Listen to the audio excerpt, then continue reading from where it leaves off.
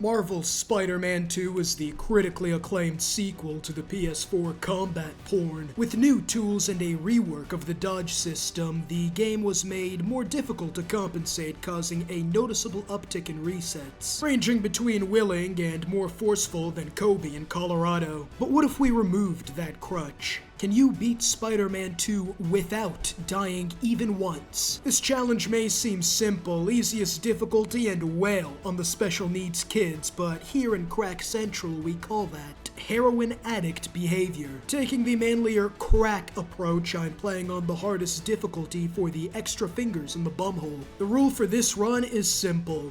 I die once, I restart the entire game. Smash that like button like the only other option was MJ, and let's find out the answer to that question together. In this universe's New York, tentacle hentai has become a common occurrence, as one of our titular Spider-Men with lightning powers is wanking it before class without any shame. The second of two Spider-Man isn't all too perturbed, focused on his alter ego as a physics professor after the godfather of tentacles proved too much to handle in the first game. This sexual deviation reaches a breaking point as the ultimate hentai monsters on the loose, and our heroes embark on a quest to save the city from sandcum in their swim trunks. The defiler of swimwear has met his matches. Despite his larger-than-life appearance, my secret anime training arc left him and his sands of Sharia worse off than the Cowboys in the playoffs. You see, on ultimate difficulty, with the extra health, smaller reaction window, and increase in damage taken, bending over and opening wide is going to be your trademark for the first few hours. And without a life supply of hemorrhoid cream, the only possible way I can complete this challenge is to master reaction timings and parries. Spending 2 playthroughs of ultimate difficulty, 2 playthroughs of being in a relationship with the troll claiming residence under the local bridge, one of which being a no-hit challenge to completely master the timings of this game, doubling as a research period to concoct strategies for every boss fight. Well, mostly. Despite my years on the Buddhist monk training regimen, sometimes even this won't be enough, and the morphine stocks will still need to dwindle. After slapping my wet nutsack against Sandman's face, Peter gets fired for dereliction of duty, runs into oncoming traffic in response before realizing today isn't the day, and flies back home. Today might be the day after all. Thankfully, before he can act on that urge, our favorite hentai haven superstar returns as we bike to school, steal a hard drive filled with his greatest works, and get invited to help save the world through anime titties, but with some time to kill until my hentai tour, Miles and Peter aid in the transport of their biggest ops until the bane of my existence and the lone party at blame, when I'm found playing Hangman IRL next week, launches an attack. The reason for that revolutionary era French monarch action isn't evident, with their run-of-the-mill footmen standing less of a chance against my gaming skills than 13-year-olds in a Minecraft SMP. This clash took place on the open seas, where I was able to yo-yo Kraven's Boy Scouts off the side of the boat before the vessel itself capsizes and Miles goes to save drowning civilians. The civilian turned out to be none other than Scorpion and his voice acting skills, who injects Miles with the vile heroin. After such blasphemy, Miles is enraged, seeing nothing but red as it is my turn with the strap on. This battle on the sinking hull proved easier than expected, not taking a single hit even after they sent their RPG squad to play tenderizer to my spider cheeks. This missile is all but a one-shot kill on ultimate, and getting hit once would end my challenge, wasting hours of my time. But this proves true for the other side as well, and by throwing the intercontinental ballistic back at them, these one-shot kills proved more beneficial than detrimental. Almost as beneficial as Miles was to countless New Yorkers who were caught gawking while Kraven's goons were giving me and budget Tom Holland backshots instead of running to safety. Peter shows him how it's done, running to the safety of a secure job Harry provides him as co-CEO of Save the World. With his newfound job security, Peter was able to investigate Kraven's gang with a clear mind as their new enemies of Shieldmen, Birds, and RoboCop's best friend friend proves trivial when compared to the reality of impending evictions. Naturally, with how easy this game has been, Insomniac wastes no time reminding me of my impending doom as our main nemesis,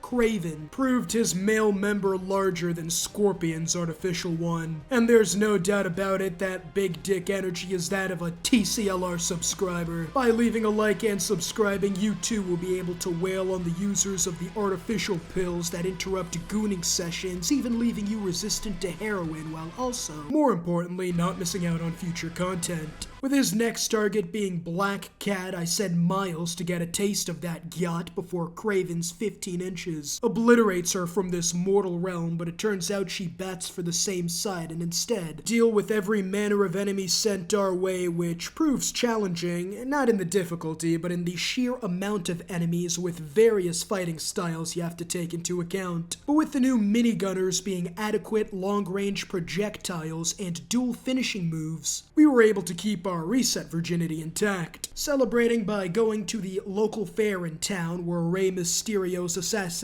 attempt fails. And after some carnival fun worse than even MJ stealth missions, the hunters return wanting more smoke, which I graciously grant. After realizing they're completely outmatched, they distract me by blowing up the roller coaster and make their escape with Tombstone in tow. On the verge of failing both Tombstone and the citizens suffering an acute case of emotional shock, Harry appears to save the day with his new tentacle powers. But that still leaves Tombstone, who's being kept in an old industrial plant, informing Harry to stay back as he is nowhere near ready yet. Me and Harry fist our way through, saving Tombstone and warning MJ not to investigate. After my hardest challenge of suffering through the MJ mission, Kraven injects Dr. Connors with the secret stuff, turning him into a Ninja Turtle before stabbing and killing Peter. But through the power of hentai, Peter was revived using his newfound powers to turn Kraven's goons into has/bins. This suit transfers left Harry without a counter to his chronic illness, and with the suit's creator eating pizza and pickles in the New York sewer system. We have to find Kraven, who's in possession of the antidote to reverse the process and get his suit back onto Harry. After learning of his whereabouts in a party that goes wrong and sexual, I escape and arrive to the cathedral Kraven is hiding in, but to get to him I have to defeat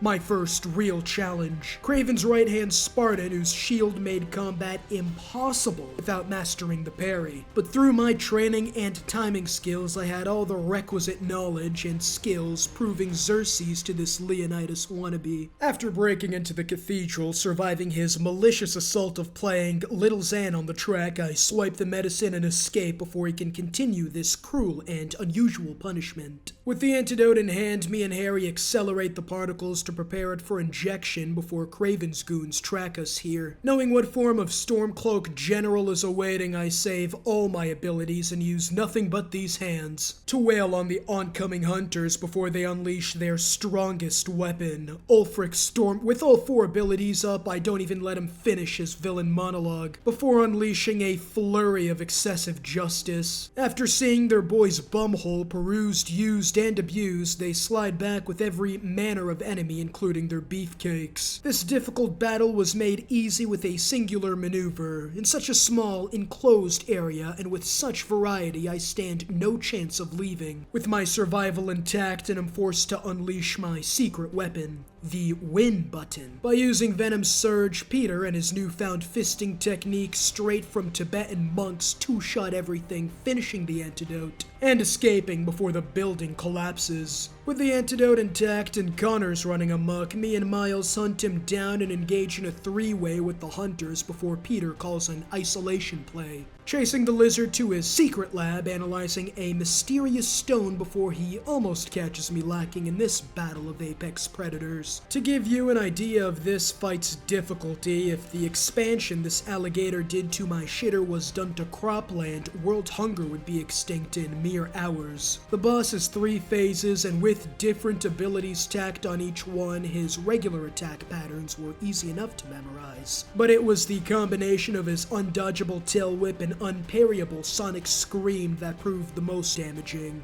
If you misread his attack and parried when you were supposed to dodge or womboed when you were supposed to mini, you would lose half your health and be a one-stop shop away from an early restart. After my numerous one-hit challenge attempts against Killer Croc, the most successful strategy was patience and not overreacting, while using the portable switch to get an opportunity to wail on him. Despite this strategy and its simplicity, it was easier said than done, as during the third round he would mix and match the abilities shown, requiring lightning-fast reflexes and numerous close calls, but despite all this, his attacks were far too telegraphed to pose much of a problem. After saving Connors, Peters loses his mind and elects to keep the suit, loving it so much he even goes to sleep in it, forcing me to partake in another MJ stealth mission. Pivotal to the plot, without this snooze fest, the story would simply fall apart, as Peter himself is shown to have lost his mind completely, chasing after MJ with the intent to maim instead of helping Miles, who's forced to deal with Kraven's goons solo and is unconsensually injected with his second heroin shot, which is too many, and thus succumbs to its evil effects like Peter succumbed. To the call of the suit, waking up like he didn't obliterate half of Kraven's forces and almost saves us from more MJ stealth missions. This slight caused MJ to write a bad article detailing Peter's escapades, and with the relationship between both his friends severed, he leaves to search for Miles at the behest of his mother. The captured arachnid is currently in need of a stepbrother, but manages without, as the arachnid was meant to escape and arrived to some sort of native Haka ceremony, forced into a death game against Mr. Negative, his father's murderer, biggest stop, and his strongest opponent up to this stage. Or really his only opponent. Mr. Negative isn't necessarily hard, but it requires a complete rewriting of how you've been battling up to this point. All his attacks are meant to be dodged and not parried, and with our focusing on the latter up to this point, one muscle memory induced twitch, and I wake up back in physics class. Couple that with his speed, and this is unironically a secret run killer. But with his lack of health in comparison to Killer Croc, the strategy here is simple. Abuse the circle button like it was a child predator in Cell Block General.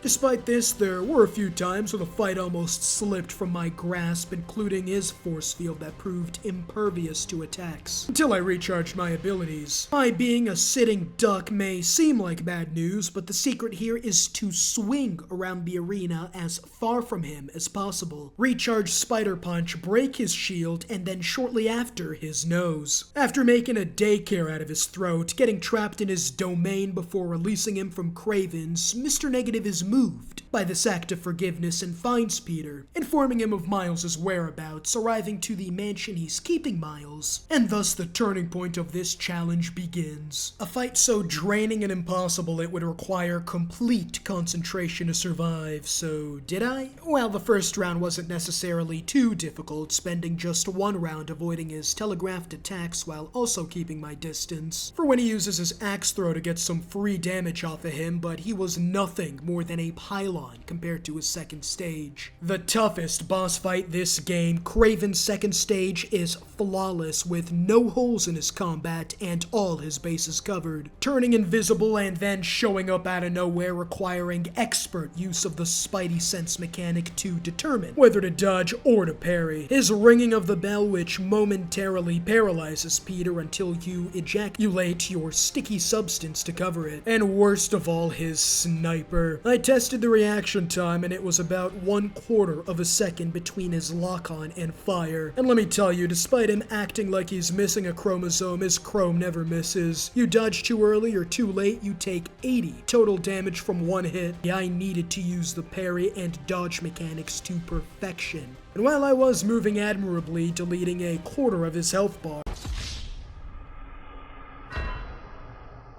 I had fallen, and a restart in an alternate universe was in order. My reset was bound to happen, and there's no shame in getting my cheeks spread like the Red Sea by Kraven, and so I recharged, went to sleep, picked the game back up a few days later, and it went about as before, except with my extra experience, confidence from beating all the same bosses from before, and single-mindedness gunning after Kraven. I reached him in no time at all, and with my extra 6 or so hours of gameplay experience, I was floating like a butterfly, stinging like a... I I had spent over 15 hours and Kraven was still using me as he wished. His other abilities were tough but manageable. The dogs could be used to get my health bar to recharge, but it was his sniper that proved most devastating of all. At this point, I considered giving up.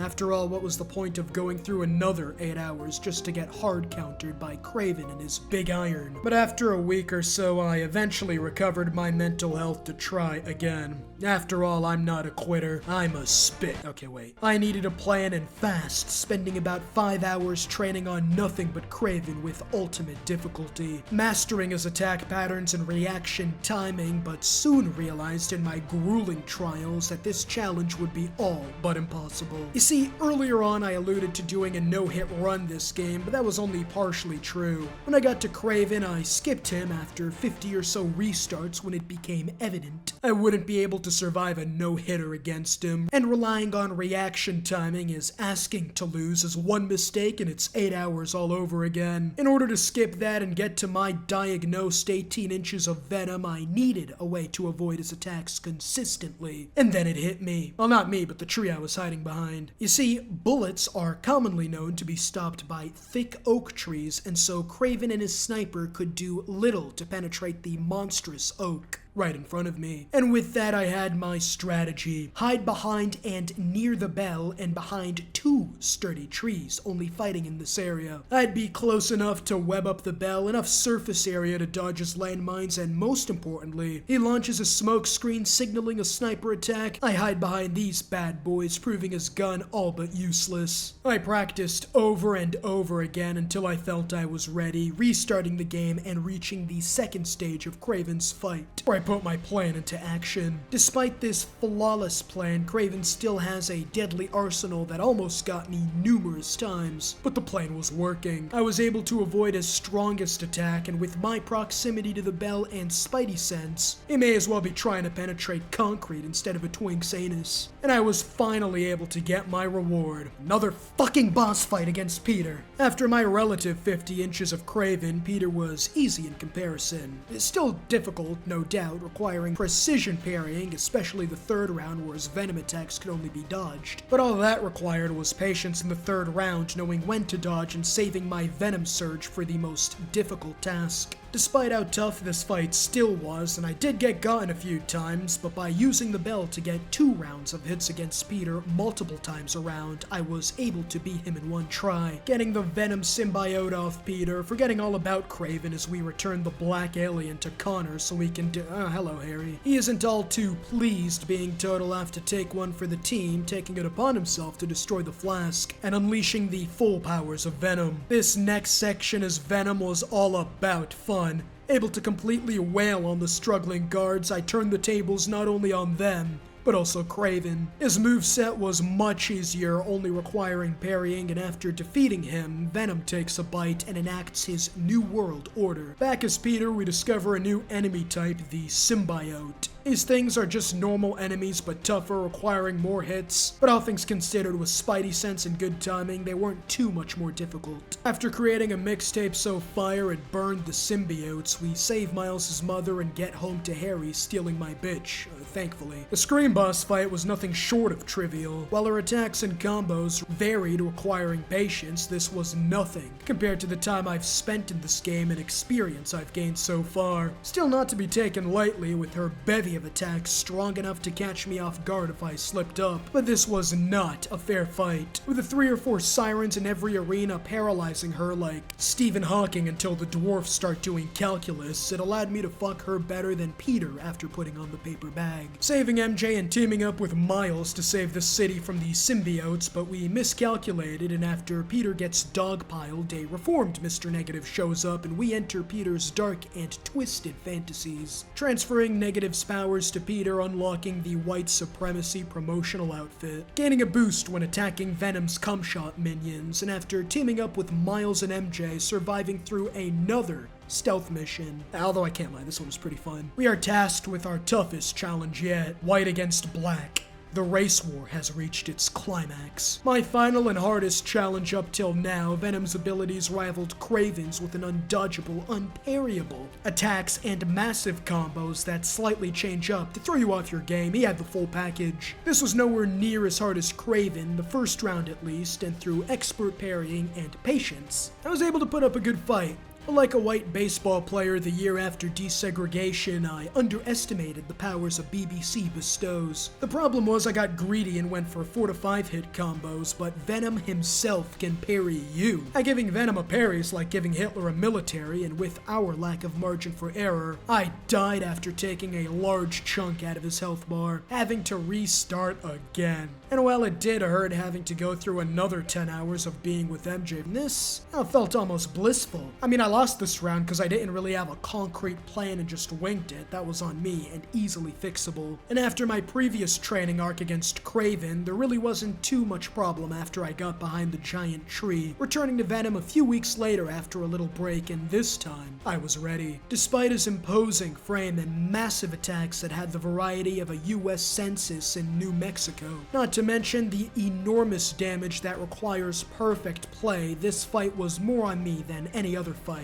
His abilities are telegraphed, and the only thing that can throw you off is the parry. So instead of 4 to 5 hit combos, I only hit 3 times since he never parries at that number. Still difficult, but that one change let me get through his initial stage to round 2, and I'll be honest, I kinda cheated here. You see, Venom's invulnerable, requiring you to use your abilities to eliminate his shield. Oh, you think to yourself, just save your abilities and use them at the start of this round. And I did, but he resets your abilities at the start of round 2. Summoning his green cum shots that you have to dodge as swinging around doesn't reset the abilities, and with each of them doing 80 damage per hit, and having to dodge at least 20 to 30, the odds are too slim, and I set the difficulty to Super Weenie Hut Juniors. If you believe this invalidates my challenge, yeah, that's fair. Let me know down below how much of a bitch I am, and maybe ideas for other challenges. I changed the difficulty back during the Venom fight sections to keep some of my dignity, and it was the same patterns as round 1, so I was able to completely eliminate him before he grows wings and we finish off the game with Miles. The Miles fight was easy. I just sit on the ledge and refuse to do anything but throw his fireballs back at him. After a while, he does come back down, but it's the same easily parryable abilities, until he goes back up again. The fourth and final trial had a different moveset at the end where he grows wings and launches his venom and meteors after you. But the difference between this and the first 2 rounds is that these attacks are all dodge only and thus tenderizing. My circle button would prove fatal to the space alien. The fight still seesawed both ways, but with my heals and thankfully the fact that he can't, I win this battle of attrition and finally beat Spider-Man 2 without dying